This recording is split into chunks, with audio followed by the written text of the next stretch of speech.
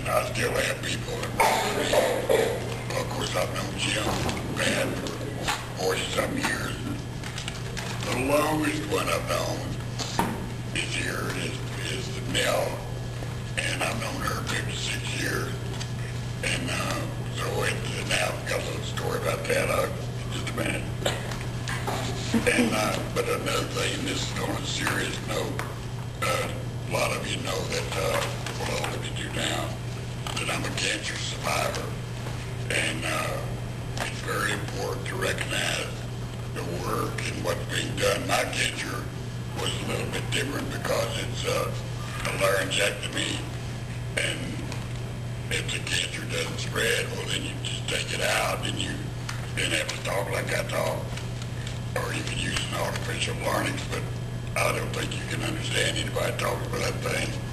But this has been 6.5 years, and once you pass the 5-year mark, you're considered cancer-free. And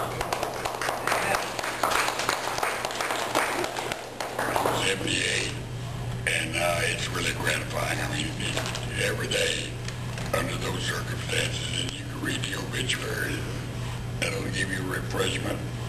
But I wanted to tell you a little something about, it's already been spread around a little bit, but the story is good. Now, I met her in 1955. That's when the Air Force transferred me to, well, I was an Air Force advisor to the Oklahoma Air National Guard out at Will Rogers Field. I wasn't in Tinker. We could use their facility. There was only 10 of us out there, but we had to go find someplace to live. So there was another guy that had just arrived. He was a medical advisor to their guard, and the two of us went looking for someplace to live. And we ended up over here, don't know how we got there. We ended up over on South Walker at 3013 South Walker. There was a 4-apartment building there. And we went in the first downstairs one. In those days, a lot of places didn't have air conditioning. You probably bought one, but they didn't furnish them.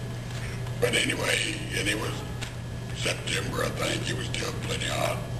We went up to this door, knocked on the door. It flew open, and here's these 3 beautiful women standing there, won't know what we wanted. And the other interesting part of it was they didn't have very much on. The only thing they had on was bras and pants, short pants. And you know, you wonder what's going on, but anyway, we said they were pardon. You have a mixed audience.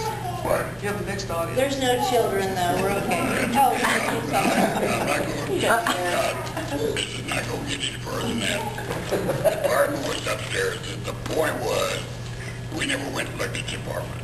We went and paid the money for the apartment. And all the rest of that, we moved in. As you can see, that took care of that.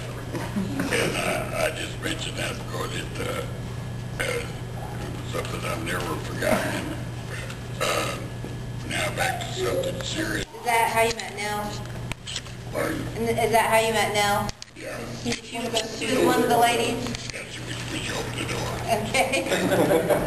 She opened the door. The other two were Then I think Katie's baby's there. And that's how, and then of course, you know, Cindy. Cindy's her daughter, and she's a wonderful woman. And I think a lot of we corresponded quite a bit. Jim Grennan, I've known 40 years. He's an Oklahoma attorney.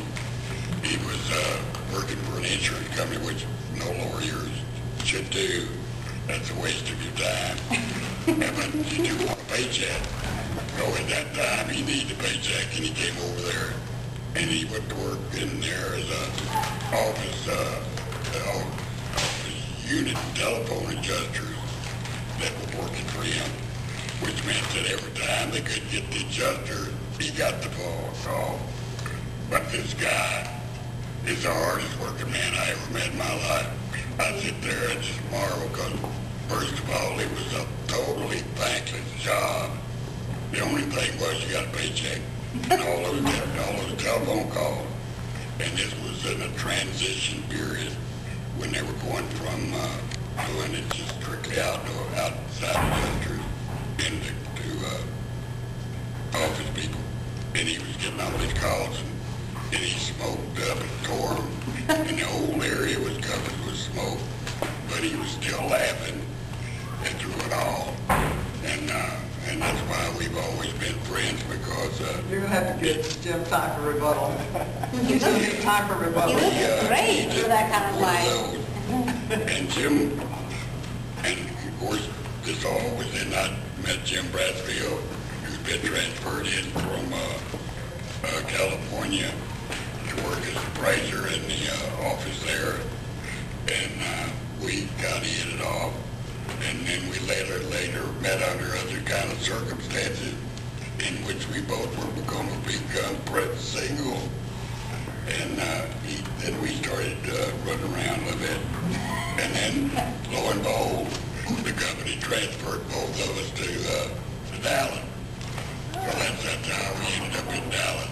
And that's where, because the two of us were transferred to Dallas, we have these two lovely ladies to account for that. They're now on the team. So that's how that all came about. And Jacob and Julie, I so much appreciate Jacob is Barbara's oldest son, and Julie's his wife. He's a manager for a company that does medical something or other, I don't know. IT. Julie teaches at North Texas State, and they're just a wonderful couple. I'm glad they drove down here, up here. You're doing Chris's trick. I can't ever get it Chris straight. always does He used to always get on to me because I would say down there. And I'm like, Dad, I'm not really picturing a map. I'm just saying down there. And he'd say, it's up here. She always does. I think that's the most he ever got on to me about it. The last thing I want to tell you is, on a more serious note, that I'm gratified that Beverly Evans came. Beverly had she had breast cancer, and in my following what's been going on in my indirect way, the kind of the problems and the torture and the indecision. I never had chemo. I had radiation, but no chemo, and that's where the difference comes in, because she had it. She had everything. They threw everything they had at her, and she still survived. And is here today.